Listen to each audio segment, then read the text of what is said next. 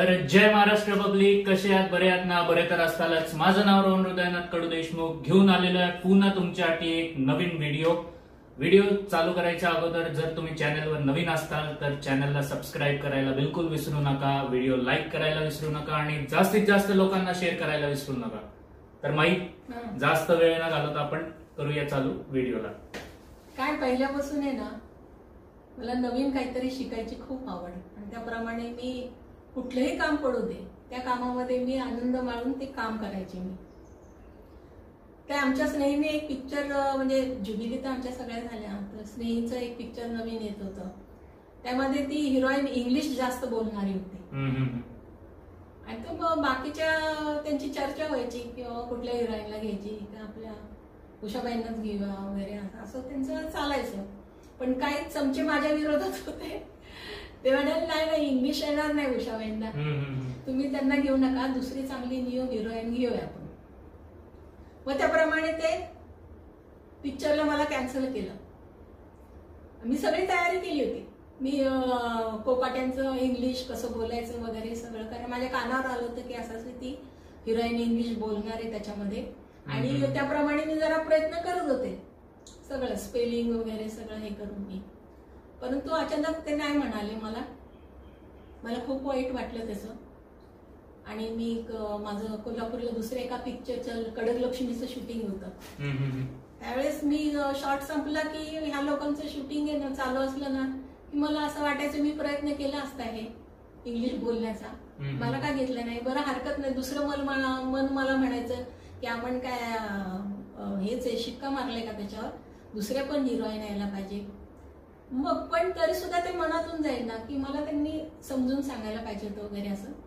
मग बाबा म्हणाले अगं काय तू कसला विचार करते, कारण जयप्रभा स्टुडिओ मध्ये आमचं शूटिंग असायचं आणि काही जरी असलं तरी बाबांना भेटल्याशिवाय मी कुठल्या शूटिंगला सुरुवात करायची नाही. हा, जयप्रभा स्टुडिओ मध्ये त्यांच्या पाया पडल्याशिवाय आणि महालक्ष्मीच्या पाया पडल्याशिवाय अंबाबाईच्या मी कुठल्या नवीन पिक्चरला सुरुवात करायची नाही. मी तिथे जायची, पहाटे 5 वाजता जायचे अंबाबाईच्या देवळात आणि मग तिला बोलायची मला सांभाळून घे आई, असं मी म्हणायचे.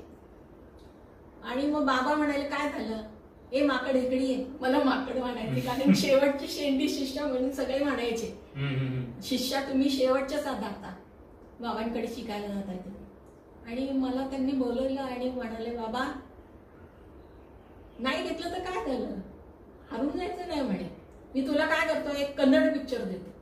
कारण हा कन्नड अरे बापरे, मग तर माझं धावदान आणलं. म्हटलं कुठंतरी मी इंग्लिशचा अभ्यास केला होता आणि हे कन्नडचं काय, अरे बापरे. म्हटलं बाबा मी कन्नड बोलू शकेल का? नाही आपले चिटगोपी आहेत ना तिकडचे बेंगलोरचे, ते व्यवस्थित सांभाळून घेतील तुला आणि चांगलं करून घेतील तुझ्याकडून काम. आणि मोठ्यातला मोठा आर्टिस्ट तिकडचा हिरो राजकुमारजी, खूप तिकडे ते पॉप्युलर होते, आता नाही येत ते. आणि त्यांच्याबरोबर ते काम होतं. अरे मग तर अजून दुसरा शाप मला. म्हटलं काय खरं नाही, माझं एक करायला जाते आणि दुसरंच काहीतरी होतं. पण तरी सुद्धा एक आतून एक जिद्द होती मला, शिकण्याची आवड असल्यामुळे काय झालं की नाही आपल्याला यायला पाहिजे, भले आपल्याला आवड आहे ना ती. आणि मग बाबांनी ते मग सांगितलं चिटगोपींना की आपली हिरोईन आहे, तर मला अजून सोपं कुठलं गेलं. मग ते लगेच तयार का झाले माहितीये का, त्यामध्ये महाराष्ट्रीयन हिरोईन होती त्या गाण्यामध्ये सवाल जवाब मध्ये. आणि त्यामुळे ते त्यावेळेस माझे खूप जुबिली पिक्चर व्हायचे ना रे, आणि त्यामुळे आणि लावणीचे पिक्चर बरेचसे होते माझे, त्यामुळे त्यांच्यामध्ये ते लावणी डान्सरच त्यांना मजाक असं ते मला म्हणायचे, ओ ऍक्शन चाहिए हमें. तर आमच्या इथले पुण्यातले रंजन साळी ते डान्स डायरेक्ट, ते पण बिचाऱ्यांना घेऊन गेलो होतो आम्ही. आणि आमच्या कोल्हापूरच्या सगळ्या कोरसवाल्या मुली एवढ्या छान आहेत ना, कोल्हापूरच्या डान्सर खूप छान आहेत. तर त्यांना आणि मला असा आमचा सगळा ग्रुप तिकडे गेला. मग त्यांनी मला एक कॅसेट दिली नाही का, व्हिडिओ कॅसेट. हा, तर त्याच्यावर मी काय केलं मग त्यांचं कन्नड मधलं मी ट्रान्सलेशन करून घेतलं मराठीमध्ये. आणि मी काय वहीवर लिहिलं की ह्या वाक्याला हे, कारण लिप मुवमेंट तर माझी करेक्ट यायला पाहिजे ना. तसं होतं, हरक वेळे टोपी तुंड तोट्टु तलयली तिरगोन बाई तानी आतंपी नूरली आशाजींनी गायलेलं आहे सवाल जवाब आहे आणि ते लिप मुवमेंट बरोबर यायला पाहिजे ही माझी जिद्द. बरोबर. मग मी अख्खा सवाल जवाब ट्रान्सलेशन करून तो मी माझ्या डोक्याने की मला कसं सोपं जाईल ते आणि त्याप्रमाणे मी ती लिप मुवमेंट देण्याचा प्रयत्न केला. तर मग आमचे रंजन साळवी ते डान्स बसवायला वगैरे होते पण त्यांना ते नको होतं. माझे जे ओरिजिनल ऍक्शन्स होत्या ना डान्सच्या ते त्यांना म्हणाले, ते डायरेक्टर त्यांचे म्हणाले नाही उषा जी ओ मज्जाकवाला आहे ना मज्जाकवाला. म्हटलं मला काय कळलं ना मज्जाकवाला म्हणजे काय. ते ओ तुम करते ना डान्स करते ना मज्जाकवाला ओ चाहिए. मग 2-3 प्रकारे मी त्यांना दाखवायची. मग त्यातलं ते पसंत करायची.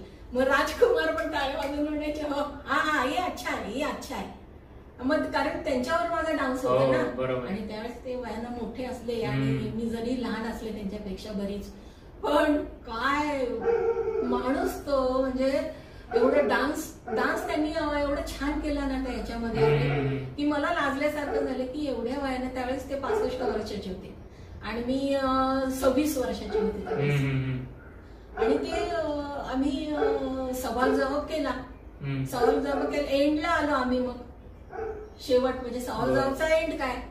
मग आदल्या दिवशी म्हणाले ऐसा ऐसा होता है वो महाराष्ट्र की हीरोइन है वो हार जाती है और कन्नड़ का हमारा हीरो मुझे तो जीत जाता है. अरे बाप रे हाँ मैं करूंगी रिहर्सल करूंगी वो मजाक वाला मगर तुम्हारा एक्शन चाहिए हमें. तर रंजन साळवे म्हणायचे अगं तुझी ती ऍक्शन्स आहे ना त्यांना ती आवडलेली तर त्या टाईपनेच करते मी तुला हे करतो मदत करतो. मग मुलींना कोरस वगैरे ते जी रामा जी जी जी कन्नडमध्ये सुद्धा त्यांनी तसंच घेतलं आणि आशाजीने खूप छान गायलं ते गाणं खूप छान गायलं. मग ते एंड असा होतोय महाराष्ट्राची हिरण हारते म्हटल्यानंतर अरे मला आहे ना धडकी भरली.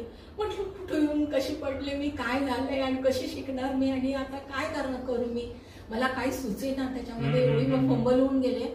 आणि मग रात्री मला झोप लागेनार आहे तुला सांगते. माझा उपवास असला ना ते 1 डझन नारळ ते 1 डझन केळी 1 डझन ते थंड याच्या पेयाच्या बाटल्या एवढं सगळं असायचं. मला आरामशीर एक मोठा सेपरेट बंगला हिरोईनला काय ते कलाकाराचे तिथं एवढं हे करायचे ते म्हणजे आदर करायचे कलाकारांचा.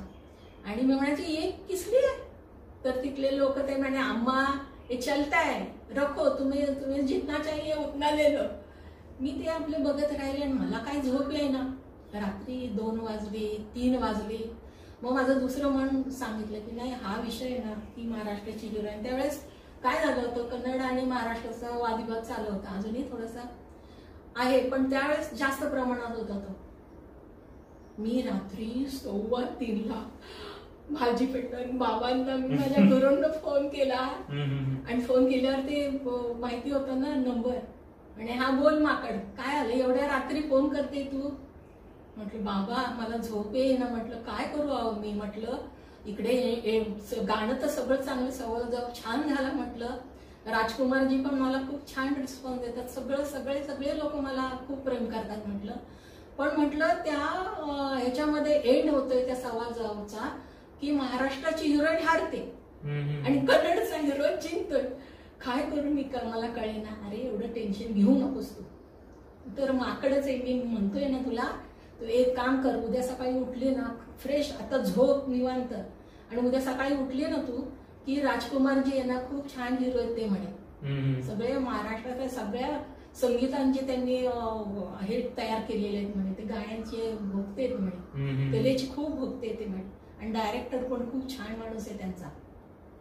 मग त्यांनी चिटगोपींना पण फोन केला उषा काहीतरी सांगणार आहे ते त्यांना तर जरा समजून घ्या एवढं सांगा. भालजींनी केला त्यांना फोन आणि मग सकाळी मी उठले देवाला नमस्कार केला. देवा म्हटलं बाबांनी सांगितलं तसं मला जमू दे आणि सगळं व्यवस्थित होऊ दे. आणि मग ते मी राजकुमार जे आले त्यांच्या टाइम टू टाइम माणूस 9:30ला म्हणजे 9:30ला हजर. त्याच्या अगोदर आम्ही हजर घाबरून आणि मग ते डायरेक्टर वगैरे क्या उषा जी कैसे हो चिटगोपी आया था मुझे बताया उन्होंने. हाँ म्हटलं देखो दादा त्या डायरेक्टरना म्हटलं आणि म्हटलं राजकुमार जी नमस्ते जी आणि क्या टेंशन क्यों ले रही है. अरे ऐसा चुटकी से मैं छोड़ दूंगा ये सवाल जवाब तो. मग त्या म्हणाले, त्यांना सगळं बाबांनी सांगितलं होतं ना. म्हटलं ओके आहे, अभी महाराष्ट्र में मैं रहती हूँ, अरे यहाँ से वहां जाऊंगी तो जितने मारेंगे मुझे लोग, अभी जरा मुझे संभाल के ले लो.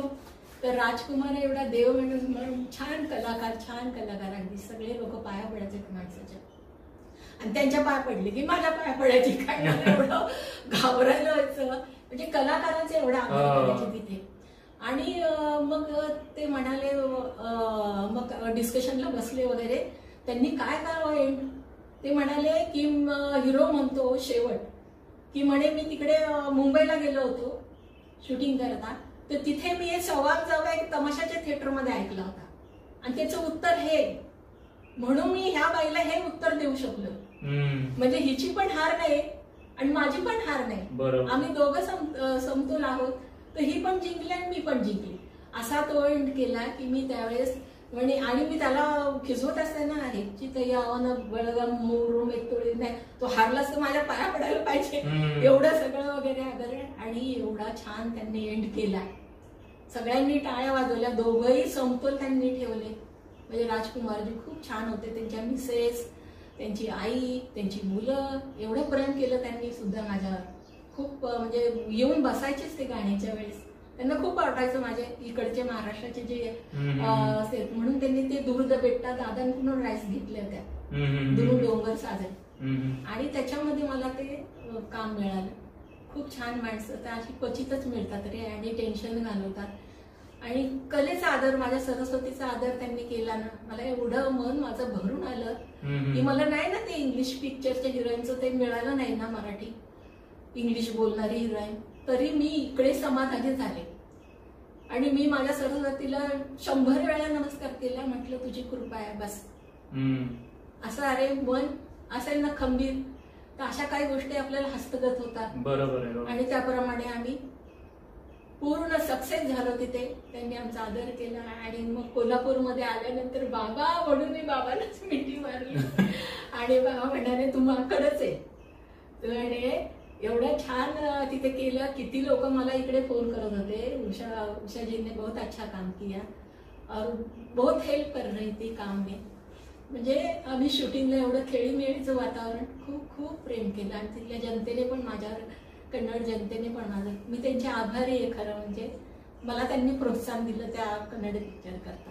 आभारी मी तुमची. जय महाराष्ट्र, जय हिंद, जय महाराष्ट्र. पुढच्या व्हिडिओमध्ये आपण लवकरच भेटू. हो.